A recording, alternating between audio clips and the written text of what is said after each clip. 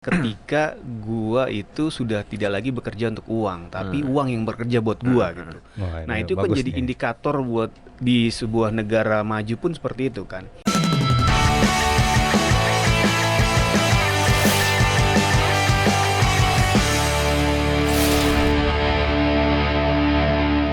Halo Sobat Cuan, kembali lagi di kontennya podcast Cuap-Cuap Cuan. Kali ini di Laba, lapaknya ibu dan bapak. Udah ada Misa di sini dan financial expert CNBC Indonesia. Ada Mas Akbar sama Mas Ai. Apa kabar nih Mas Akbar, Mas Ai? Lagi sakit. Lagi sakit. Sakit apanya nih? Keuangan atau sakit fisik? Sakit nih? macam-macam. Sakit macam-macam ya. Polusi. Oh iya benar, polusi itu bahaya nih. Nah, seperti biasa di Laba itu kita tidak tahu akan membahas apa, tapi tim Cuap-Cuap Cuan sudah menyiapkan satu tema yang pasti menarik untuk kalian simak. Nah, langsung aja ya tanpa berlama-lama kita lihat tema untuk Laba kali ini adalah, wih keren nih. Lo punya duit, lo punya kuasa. Aduh. Pas banget nih lagi tahun politik nih. Pertanyaan pertama, langsung aja dibuka. Emang iya ya kalau punya duit itu bakalan punya kuasa ya? Pertanyaannya seperti demikian. Kalau punya duit punya kuasa nggak sih kita? Oke. Kalau di Indonesia sepertinya sampai hari ini masih ya gitu. Kenapa tuh? Karena ketika kita punya uang Ngeri-ngeri sedap nih. uang itu sepertinya akan memudahkan kita untuk mendapatkan banyak hal gitu kan. Bahkan sampai ya sudah rahasia umum ya. Bahkan uang itu bisa membeli kepercayaan dan suara orang. Ngeri banget, Pak. Demi suara-suara Ngeri gitu banget. mau nyalek nih Mas Adam nih. Kita lagi. Jangan lupa coblos. Nah, kalau menurut Mas Akbar gimana nih dari mungkin Iya. sisi financial expert seperti apa nih? Uang itu kayak BBM, bahan bakar Bahan gitu. bakar. Uang lu banyak gitu ya. Lu mau jalan-jalan keliling Indonesia, keliling Jakarta juga nggak masalah gitu ya. Yang permasalahannya kan kalau uangnya cuma sedikit nih Pak. Betul. Jadi kayak gitu. Jadi mau kemana ya serba-serba ngerem gitu ya. Itulah makanya ada yang namanya konsep financial freedom ya. Uang itu udah nggak jadi isu lah buat kita mau ngapa-ngapain aja. Gitu. Tuh, kalau ada uangnya udah tidak ada masalah ya. Nggak ada masalah. Gitu. Nah, kalau Mas Akbar gimana nih mungkin namanya? Mas Ai maksudnya. Aku lupa namanya. Ya kan ada peribahasa ya. Uang tuh bukan segalanya gitu ya. Kirain Tapi ada segala-galanya peribahasa, butuh ada uang uang gitu ya. apa. Nah, segala-galanya peribahasa yang ambigu sebenarnya ya. Tapi ya mungkin itu ya untuk hal-hal tertentu atau untuk situasi-situasi tertentu memang uang ini punya power yang sedemikian kuat gitu ya. Tapi ya nggak berarti semua dengan uang selesai juga sih gitu. Betul, tapi ya masalahnya semua bisa selesai. semua bisa selesai. Semua bisa selesai. Tapi emang ya harus kita akui uang itu vital sih. Uang itu vital ya, Kalau jadi udah punya uang ya lu bisa punya power lah gitu. Walaupun mungkin kalau berkuasa ya debatable lah gitu. Tapi paling nggak lu Betul. punya power gitu ya. Seperti Mas Adam bilang tadi, mungkin power membeli sesuatu, Betul. membeli suara, membeli apa gitu kita nggak tahu ya. Pokoknya kita yang Iya. buat beli-beli sekarang nilai apa namanya alat tukarnya adalah Alat tukarnya uang adalah ya. uang. Pernah nggak sih ngerasain nggak punya duit atau titik terendah kalian di keuangan seperti apa? Nah, gantian nih, mungkin yang kayak ceritanya menarik nih dari Mas Akbar dulu nih. Iya pernah Pak, waktu dulu kan kayaknya udah pernah gue ceritain deh waktu dulu. Enggak, waktu dulu emang badainya luar biasa ya. Jadi ada berhenti, sebetulnya di-cut sih, kasarnya di-cut gitu, di-cut terus habis itu usaha juga gagal, toko juga tutup gitu ya. Dan itu bener-bener waduh luar biasa deh pusingnya deh. Tanggungan ada ya orang tua ya tuh waktu saat itu ya, dan memang ya gue sendiri bingung gitu, sampai akhirnya ketemu titik terangnya di situ. Dan itu akhirnya wah bersyukur banget lah, luar biasa lah di situ. Udah bounce back berarti ya. Udah bounce back gitu, walaupun kadang waduh akhirnya kena badai lagi gitu ya. Cuman at least nggak separah yang waktu dulu lah gitu. Udah ada pengalaman berarti ya. Udah ada Jadi, pengalaman bos. Nah kalau ente gimana nih bos? kalau gue sih sebenarnya kita ngitungnya punya uang berarti dari ketika kita menghasilkan uang sendiri kali ya, ketika kita bekerja. Berarti dari umur 23 tahun kerja sampai hari ini, bahkan sebelum kerja yang di kantoran sempat ada sedikit lah buat habis lulus kuliah gitu kan. Yang benar-benar nggak punya uang sih kayaknya nggak terlalu apa ya, benar-benar nol gitu nggak ada gitu kan. Mungkin kalau penghasilannya dirasa kayak agak kurang ketika kebutuhan banyak itu beberapa kali pernah gitu kan. Wah ternyata kita butuh ini butuh itu, ternyata uangnya terbatas gitu kan. Nah itu sih masalahnya di situ. Akhirnya ya mau nggak mau detailnya itu perinciannya penggunaan oke yang ini kita cut dulu, ini kita kurangin kayak gitu. Paling kayak gitu ya strateginya Nana. Kalau Mas Ayi gimana nih? Benar, gue juga sih mirip-mirip ya. Jadi yang nggak punya uang sama sekali dalam arti nol gitu ya, itu sih enggak ya. Tapi punya uang sedikit, kebutuhannya banyak, ya itu gue sering lah mengalami posisi seperti itu ya. Ya terakhir mungkin yang waktu ketika anak gue mau lahir gitu, yang pertama gitu kan, uang cuma sedikit, kebutuhannya banyak gitu kan, belum Kaget lagi gitu, yang lain gitu Rumah kan. sakit, beli Rumah baju anak, sakit, popor. waduh itu pusingnya minta ampun sih ya. Tapi ya tetap ya so must go on kan ya. Tetap kita harus berusaha semaksimal yang kita bisa ya. Akhirnya sih ketemu jalan juga gitu. Tapi ya itu ya, tetap ada posisi di mana di diri gue juga ya kebutuhannya memang besar, uangnya sedikit, mungkin bukan dibilang nggak ada ya, tapi sedikit banget lah gitu. Nah ini jadi momen-momen yang mungkin pada beberapa momen di hidup gue tuh ada lah yang seperti itu gitu. Tapi ya gue tetap berusaha aja, dan alhamdulillah sih kalau kita berusaha, dan sepengalaman gue ya, gue terus berusaha, ada aja jalannya lah. Ada aja sampai jalannya. Sejauh ini akhirnya bisa selamat terus lah. Yang gitu. penting kita tidak menyerah untuk Betul, berusaha. ini nggak menyerah, karena kalau lu menyerah udah lu selesai sih. Menyerah dan menyalahkan situasi. Iya, itu menyalahkan bahaya. situasi udah percuma Segila gitu. itu. Seberapa besar kuasa kamu terhadap uang yang kamu hasilkan? Wah, ini pertanyaan yang menjebak nih. Aduh, gue bingung jawab jadi kalau kayak gini. Ya kuasanya sih besar ya, cuman approvalnya harus dapat juga. Gitu. Mungkin iya bedanya karena gue udah menikah ya. Uang yang gue hasilkan itu juga menjadi hak istri gue juga gitu kan. Jadi gue sih walaupun gue bisa menggunakan, tapi paling nggak kita ada komunikasi ya dengan pasangan lah. Betul. Gue juga seperti itu, biasanya gue membiasakan, dan istri gue pun seperti itu membiasakan. Selama untuk hal yang positif sih ya fine-fine aja gitu. Beda halnya kalau misalkan untuk kayak senang-senang, hobi atau segala macam, nah itu kan mungkin juga ya susah juga ya kalau udah punya istri, apalagi punya anak gitu ya gitu. Kalau soal kuasa sih ya tetap ada kuasanya, tapi ya dinamis lah gitu ya. Bisa dibilang harus Semua bisa dikomunikasikan. fleksibel, seizin pasangan lah kalau udah menikah. Kalau gue pribadi gitu. Lu gimana, Bar? Nah, kalau gue sih sebetulnya masih ada lah apa kuasa, walaupun memang ada bagian yang memang kita bagi di situ. Cuman balik lagi, kalau memang gue terlalu terlalu mengedepankan apa yang gue inginkan gitu, ujung-ujungnya malah masalah sendiri nanti ke depannya. Betul. Jadi memang memang nggak bisa ego juga nggak bisa ego Nggak juga, bisa nggak ego bisa juga. nggak bisa setelah ini tuh aduh nggak bisa lo kayak gitu, lama lo yang pusing sendiri. Oke deh, hari ini lu beli sesuatu gitu ya, lu pengen melakukan ini gitu kan, tapi bulan depannya katanya gue janji gue mau ngetatin kayak gini, ntar bulan depannya ternyata adalah apalah kayak gitu, ujung-ujungnya pusing sendiri gitu. Pusing Jadi sendiri. mendingan ya sudahlah, kita selama kita bisa berkuasa asal Bijak. untuk hal yang asal bijak, dan asal untuk hal yang menyangkut kebutuhan gitu sih Pak Adam. Kalau gue gimana Pak? Gimana? Nah, kalau soal kontrol dan kuasa terhadap penghasilan atau uang yang kita punya, sebenarnya kalau gue menganggapnya bahwa gue punya kontrol 100% terhadap apa yang gue hasilkan gitu kan. Setelah itu berarti kan harus dibagi-bagi tuh. Oke, ini kewajibannya ke sini. Kalau udah dibagi kewajiban itu udah, oh ya udah, itu bukan di bukan di bawah kontrol kita lagi, paling tinggal dikomunikasikan ini habisnya kemana, ini buat apa gitu kan. Kayak gitu aja sih, nggak ribet. Jadi kalau yang udah dilepas dari tangan ya udah gitu kan, itu memang sudah seharusnya demikian. Bagaimana level karir yang tepat menurut lo untuk mendukung kemapanan keuangan? Wah, pertanyaannya berat nih, gimana nih, harus dicerna dulu nih. Level karir yang mendukung kemapanan keuangan. Kalau buat orang-orang tertentu mungkin level karir kayak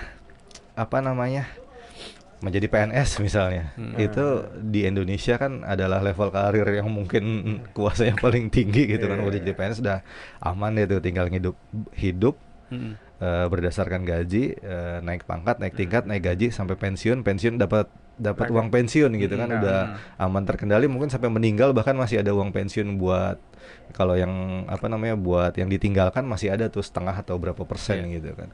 Kalau buat gue sih sekarang kalau level karir yang untuk mencapai kemapanan, sebenarnya selain punya pekerjaan, kalau kita levelnya karyawan mungkin punya pekerjaan yang settle sebagai karyawan, minimal punya satu side hustle lah gitu kan, yang bisa untuk membackup kalau misalnya ada apa ya yang tiba-tiba nongol kebutuhan gitu kan, harus beli apa, harus mengeluarkan apa, ada yang sakit misalnya, itu sih menurut gue udah cukup mapan ya gitu kan. Jadi kita tidak punya hutang dan ada pegangan gitu. Itu buat gue udah cukup mapan lah. Nah kalau Mas Akbar gimana ya dari sisi financial expert?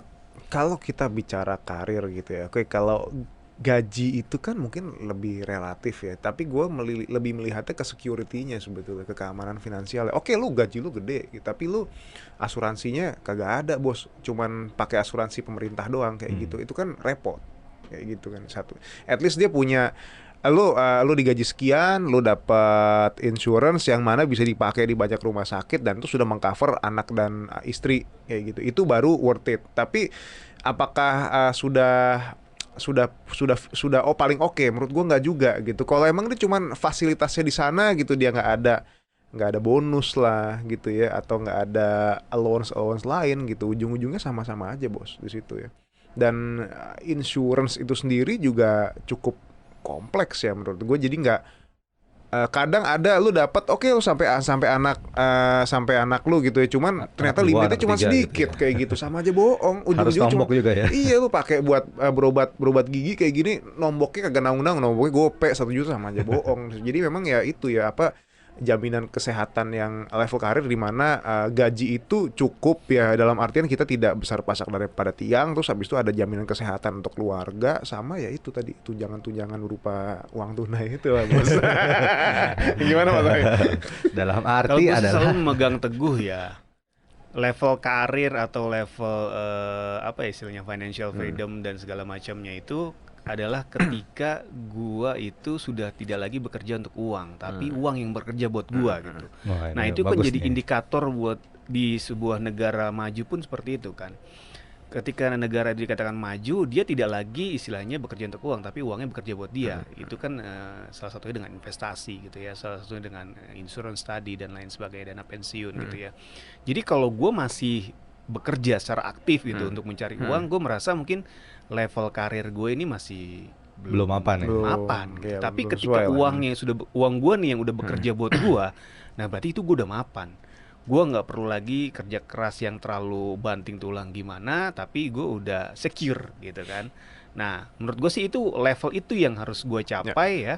Setuju nggak kalau ngelola keuangan nggak butuh kepintaran tapi kebiasaan dan perilaku soal uang?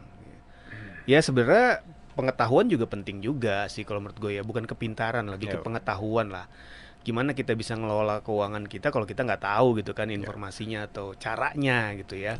Nah, dari cara atau ilmunya itu baru kita buat kebiasaannya gitu kan, habitnya. Nah gimana supaya tetap bisa konsisten, disiplin gitu ya, supaya hasilnya memang sesuai dengan apa yang kita targetkan sih kalau menurut gue gitu sih. Ya pertama kita harus tahu dulu caranya, kedua kita harus konsisten gitu ya, ketiga ya rutin aja gitu dengan target dan strategi yang kita jalan. Kalau menurut gue sih gitu ya. Jadi memang harus ada kombinasi di antara ketiga itu sih gitu. Betul. Gimana Mas Adam?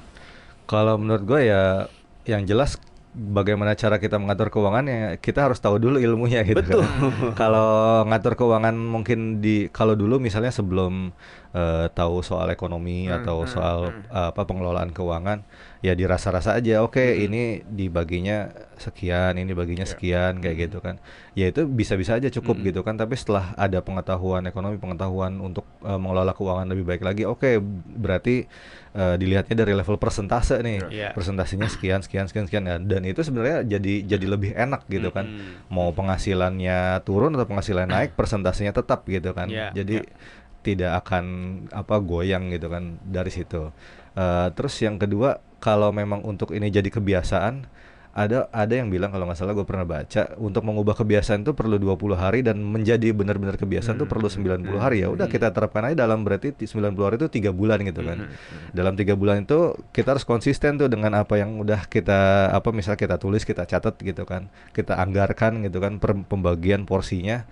Nah, di situ sih, dari situ gue juga dulu mulai yang ini kesini gitu kan. Sisanya gue pakai gitu kan. Jadi yang kita pakai adalah yang terakhir kita pegang gitu kan, setelah selesai kewajiban investasi atau nabung gitu kan, baru betul. kita pakai. Oke, yang ini kita habisin aja nih, aman gitu kan. Karena pos-pos yang lain udah keisi gitu kan. Nah, kalau Mas Akbar gimana nih? Sebetulnya kepintarannya lebih kepada kepintaran ya otomatis belajar tuh penting lah, dasarnya penting. Alah, Terus bisa yang kedua, karena biasa gitu. bisa karena biasa. Cuman kepintarannya itu yang disebut, yang mungkin harus ditekankan lagi, kepintaran untuk mengetahui kondisi kita saat ini sendiri gitu ya. Karena bagaimanapun juga yang nanti menentukan keberhasilan ada karena lu paham sama diri lu sendiri gitu, bukan karena rumusnya. Mungkin ada rumus 50 30 20 kata orangnya, ternyata sama lu kagak works kayak gitu, percuma kayak gitu. Mungkin lu harusnya pay yourself first dulu lah kayak gitu buat ini. Jadi intinya lu dengan memahami diri sendiri, personal finance ya bisa works lah di situ ya kalau menurut gue. Jadi ntar seiring jalannya waktu kebiasaan dirubah dan akhirnya ya itulah yang mengantarkan kalian jadi sukses. Punya polanya sendiri masing-masing ya. Belum tentu pola yang sama di Mas Akbar atau di Mas Ai berlaku di gitu, atau sebaliknya gitu. Kita setuju kalau mempertahankan kekayaan itu lebih sulit daripada memperolehnya. Nah, gimana cara kamu mengelola atau mempertahankan kekayaan yang sudah dimiliki sekarang? Wah, kalau gue nggak punya banyak saran nih. Semua orang punya, bos. Saran gue cuma satu sih paling. Investasi ternyata berkembang uangnya. Udah itu doang sih. Yang penting kita tahu aja produk apa yang mau kita gunakan gitu kan, yang kita nyaman gitu kan. Pas kita lihat di beberapa waktu tertentu, oh ini meningkat ternyata, enak nih ngelihatnya gitu kan. Ada orang yang lihat misalnya di saham gitu kan, ketika lagi turun, aduh turun nih, gimana investasinya nih gitu kan. Nah kalau gue ngambil ada beberapa yang lebih safe lah, ke reksadana misalnya. Itu tiap bulan naruh, wah ternyata berkembang. Itu sih menurut gue udah cukup aman sih gitu kan. Nah mungkin dari yang lebih expert seperti apa nih, Mas Ai dulu mungkin ya. Gimana? Kalau menurut gue nggak terlalu setuju dengan peribahasa memperoleh kekayaan atau uang itu lebih gampang dibanding mempertahankan. Kalau menurut gue dua-duanya susah sih, sama susahnya lah gitu ya. Karena banyak juga orang bilang ya di luaran sana gitu, nyari duit sekarang susah. Kan ada selalu bilang gitu kan, nyari duit sekarang susah. Jadi kalau ada orang bilang nyari duit lebih gampang daripada mempertahankan duit, nggak juga sih kalau menurut gue ya.